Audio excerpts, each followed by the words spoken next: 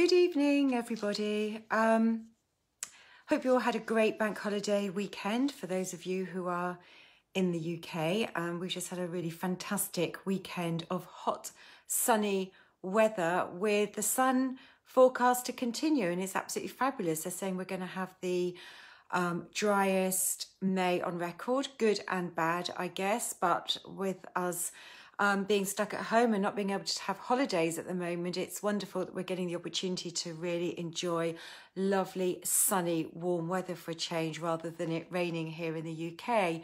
So I thought tonight I would talk about the sunshine and vitamin D. I'm sure many of you, well, you may be aware, you may not be aware that, vitamin D, that we actually need to get it from our sunshine. Do we need to get all of it from our sunshine? Can we get it from food? How do we get it from sunshine? So I thought it would be a good time to focus on this as, well, it's still officially spring, and as we're rolling and moving into the summer. And just to give you the information that's really important to know at this time of year, or any time of year really, as to how we can help to optimize our vitamin D status. So if you're joining me tonight for the first time, or indeed if you've been watching them before, do please say hello. I was trying to remember in my head and I didn't get around to counting, but I think I'm getting close to this. This may well be, if it's not already, but I'm getting close to have done about 20 of these Facebook Lives since January. And I'm hoping that people have found them really useful. There's always plenty more that I can talk about, but if you've got anything that you'd like me to share, do say.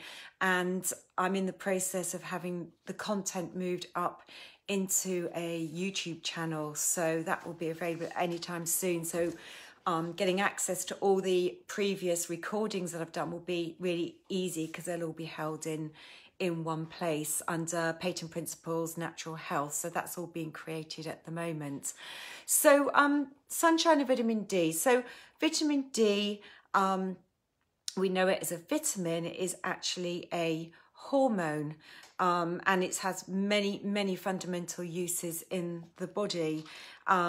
It's a hormone. It's activated once we've taken it into the body is vitamin D3. It's then activated via the liver and then the kidneys, and then it's in a form that can be used by the body. And we can get some vitamin D from food. We can get it from the fat. So it's a fat soluble vitamin. We'll call it that because it's known as a vitamin D. So it's a fat soluble vitamin. So we can get some from oily fish and from not really nuts and seeds. And they say now you can't really get it from dairy. We can get it from egg yolks. So, eggs are a great source, as is oily fish. Liver is a good source of vitamin D. But we don't consume much of these foods in our diet. And even if we did, the amount of the vitamin that we get and obtain from our diet is actually very, very low. And so you may well have heard the importance of obtaining vitamin D from sunlight. Now, what happens is it's all to do with cholesterol. So, I'm always saying to people, cholesterol is not all the baddie that it's made out to be. But what happens in the body is cholesterol is what we call a precursor. So it's required in order to make certain types of hormones known as steroid hormones. So with regards to vitamin D, what happens is you've got cholesterol in the skin, and the action of the UVB rays on the skin converts cholesterol into vitamin D3, and from there that goes off through the body as it would through any vitamin D3 that we've taken in through our diet or through a supplement. It then goes off to be activated so we can then use it. So it's the activation within the body of particular rays, which are UVB rays, not UVA, UVB rays on the skin, that helps to create the vitamin D that we need in the body. And with regards to what we need, with getting it through the sunlight, is we only get this through the summer. And the reason being for that is all to do with the UVB rays and the angle and the sun is too low in the northern hemisphere where we are in the UK and many of the northern European countries. The sun is just too low through the entire winter months. So we go from October through to usually the end of March. The sun is just too low. So even on a sunny day, you are not going to be able to get the UVB converting cholesterol in your skin to vitamin D. It's just not possible. And the other factor, of course, is the fact that we spend the entire winter covered up because it's so cold. So we just don't get it through the winter months. And that's why not only do we need to be looking at our food sources, but why the government, even the government recommends that we should supplement vitamin D through the winter. Now we can test. I've spoken about testing before. It's a very cheap test that we can do, about £30 to do a finger prick blood test. Very, very cheap, very accurate.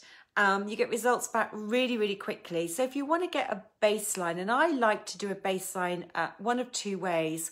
I would either do the baseline as we're leaving the summer. So in October, I would like to assess how much vitamin D I've got in my body before we enter those winter months when we can't make any more vitamin D unless we're actually going away on a sunny sunshine holiday. But I'd like to assess it at that point in time to see how much vitamin D have we got. Have I got in the body? So I've got a bit of an understanding, well, should I start supplementing now? What is my level? Or indeed, coming out at the end of winter, I'd like to think, well, you know, I've gone through the entire winter. Have I supplemented? Have I not supplemented?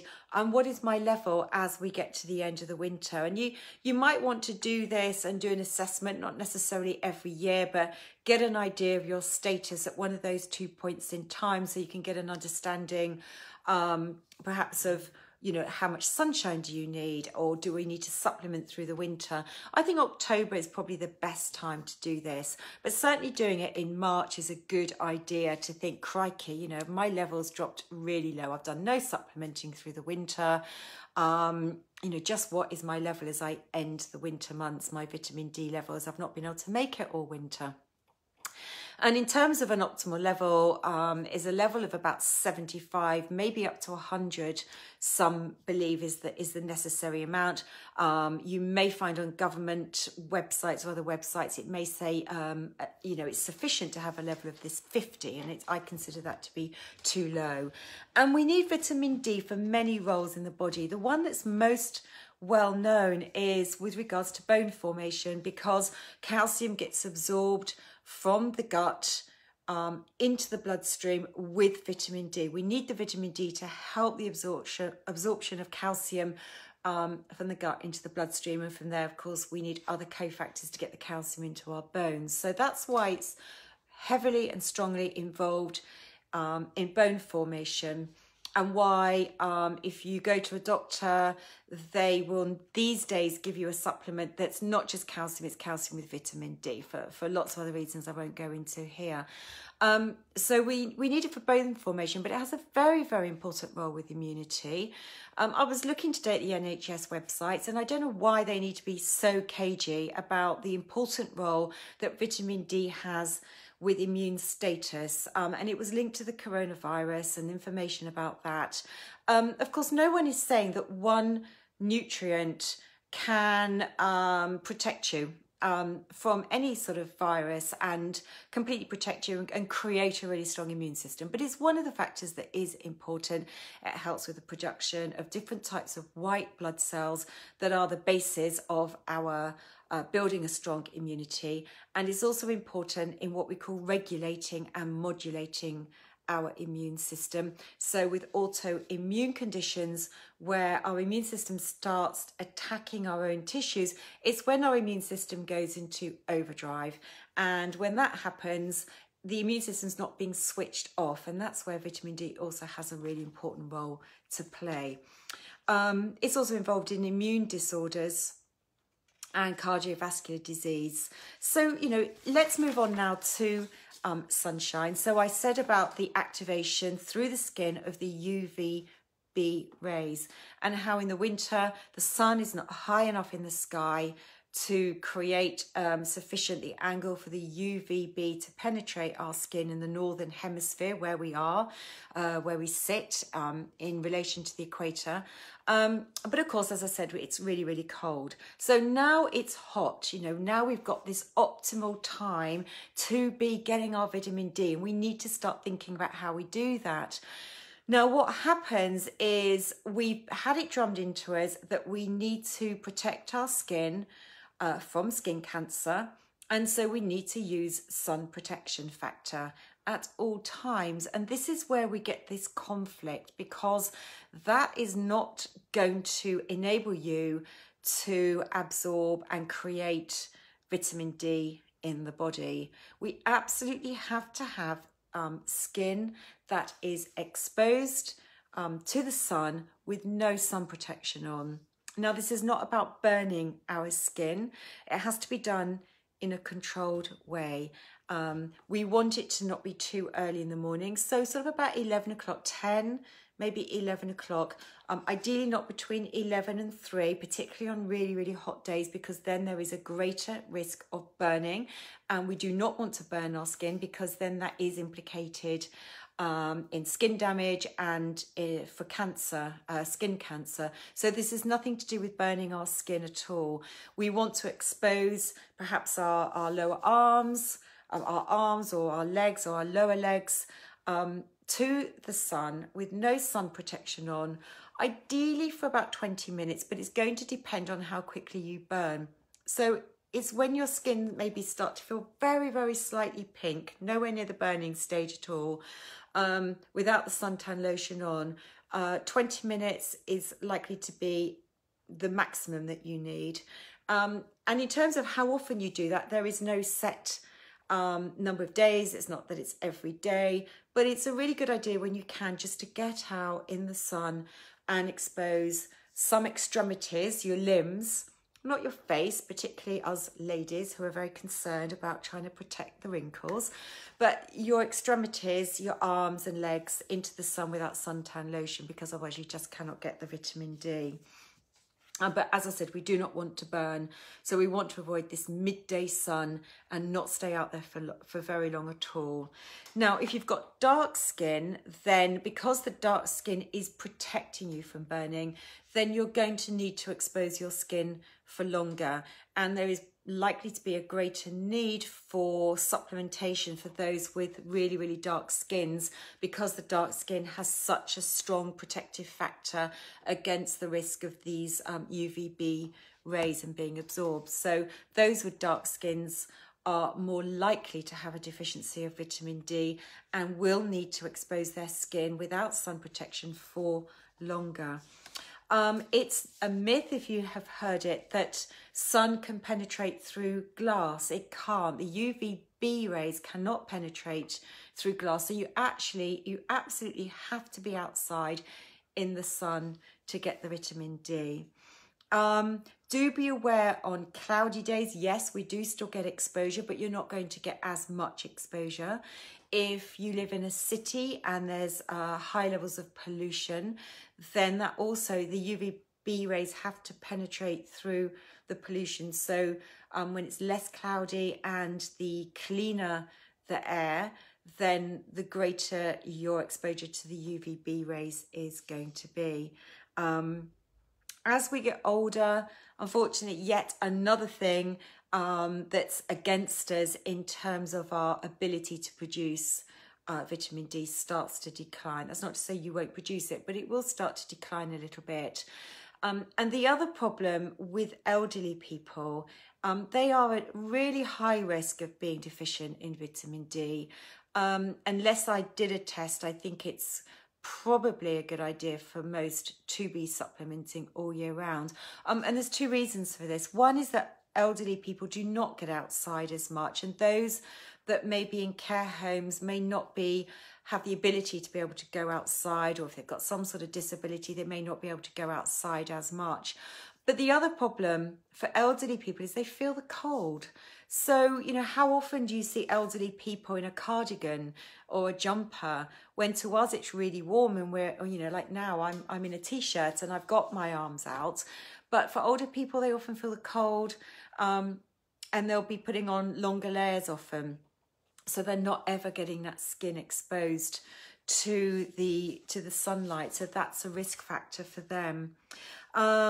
So do be aware of that. So those are the key points about vitamin D, how we do need sunlight. It's the UVB rays that we need, that we don't get exposure to those through the winter months. It's only through April through September that we're likely to get sufficient exposure to the UVB rays. We don't ever want to be burning our skin. We need a little bit, so that it may just turn our skin just ever so slightly pink, but not burning. And the skin has to be exposed to the sun with no suntan lotion. Otherwise, you just do not get that benefit at all. Now, if you get enough sun exposure through the summer, there is a very good chance that you will have ample stores of vitamin D. It's fat soluble, so we store vitamin D in our body, and you may have sufficient stores to last you through the entire winter, which is why I like the idea of testing in October, just to see what your levels are, because you may have sufficient levels to take you right through winter, or certainly maybe October, November, December, and then you may start to think about supplementing January, February, March time. But supplementation is not something I particularly want to talk about tonight. It was all about the sun, not just being, just being around the sun. You need to be in it, expose some skin a little bit, as much as you can through the summer months, but don't ever burn. I hope you found that useful. Do look out for this, my next one next week. I haven't decided what that's going to be on yet. And have a great week, and I look forward to seeing you next week. Bye.